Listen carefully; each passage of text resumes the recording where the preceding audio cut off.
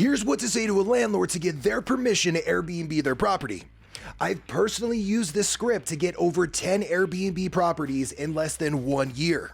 I want to show you the exact script I use and provide you with my best tips for increasing your chances of convincing a landlord. I'll also share with you what mistakes you need to avoid when asking a landlord to Airbnb their property and help you understand leases. The script I use on every call focuses on two main things. Number one, establish yourself as a professional company and competent individual. And number two, set another meeting in the future to go over your business plan. Here is the exact script I use that has helped me convince multiple landlords to Airbnb their property. Hi, I'm calling about the property listed at 123 Main Street. I'm really keen on it for my company. Is it still available? Yes. What does your company do? We specialize in high-end corporate housing, but with a twist. We sign multi-year leases. I personally design spaces for business professionals, traveling nurses, and families here on leisure, ensuring they feel right at home. Oh yeah, I've heard about this before. It's something that sounds interesting. I manage every aspect myself, maintaining the property in top-notch condition. We do things a little differently than most companies in that we set up multi-year leases that guarantee you consistent rent coupled with property maintenance that keeps it spotless. Think of it as your property always being ready for a magazine shoot. Is this something you would be interested in? Final point, set up the meet or pass along your info and grab their email. Let's do a play-by-play and break down what's actually going on here. Point number one is a simple introduction. You're just making sure the property is available and you mention the word company, which gets their wheels turning. Point number two, the landlord will most likely say yes, and sometimes they might ask about your company, which sets you up for point number three. Now, if they don't ask about your company, go ahead to point number three, but you'll change the wording up to say something like, oh, great to hear. My company specializes in high-end ... One key thing to take away from point number three is you'll notice I mentioned multi-year leases. This will make a landlord's ears perk up. If you've ever owned a long-term rental, you know how difficult tenants are, and there's always some type of costly turnover involved. By signing a multi-year lease, you are solving this problem for a landlord. You'll also notice I mentioned the types of guests we will be hosting. Business professionals, traveling nurses, families here on leisure. Nowhere in there did I mention anything about Airbnb, and all of the guests above you would associate with respectful behavior. This tells a landlord that you're going to have great guests and they won't trash their home. Point number four is a crucial point that will tell you if it's a yes or a no. If you are met with a positive or curious response, then move to point number five.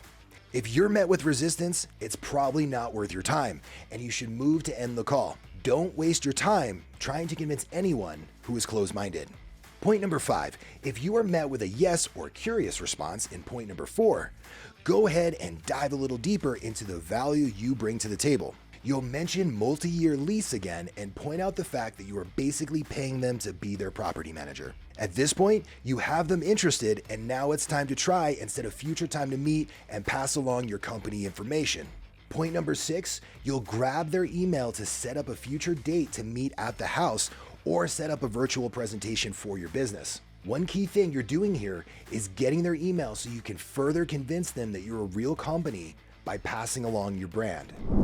All right, at this point, you've probably successfully convinced them to meet with you, but you haven't gotten a yes quite yet. Here are my best tips for increasing your chances of convincing a landlord. Build a website, company name, email, and brand that explains your business and further convinces a landlord of your legitimacy. You're going to want to have a comeback for all their concerns or rejections. You'll start to see patterns in the types of concerns or questions landlords will ask. For example, how do you prevent parties? You would say, I use high-tech equipment like noise detection and cameras to monitor the home. Take note of common rejections and start to build a comeback sheet. You'll want to dress the part. Show up to the meeting with great style and hygiene. Walk up to the landlord, look them in the eye, smile, and shake their hand. Extra bonus points if you bring a great-looking business card to hand to them when meeting. Bring with you a professional business plan that outlines how much you plan on spending at the home, projected revenue, how you plan to manage guests, and other things that explain your business model and why you will be successful. As you're discussing your business plan, try to build rapport with them by finding something to relate on. For example, if you both like golf, connect with them by asking about where their favorite course is to play.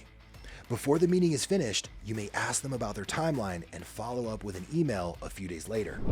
Now that we've outlined the right things to do, let's talk about what you shouldn't do. It's important to avoid these things when asking a landlord to Airbnb their property. This is an art of saying as little as possible to make your point.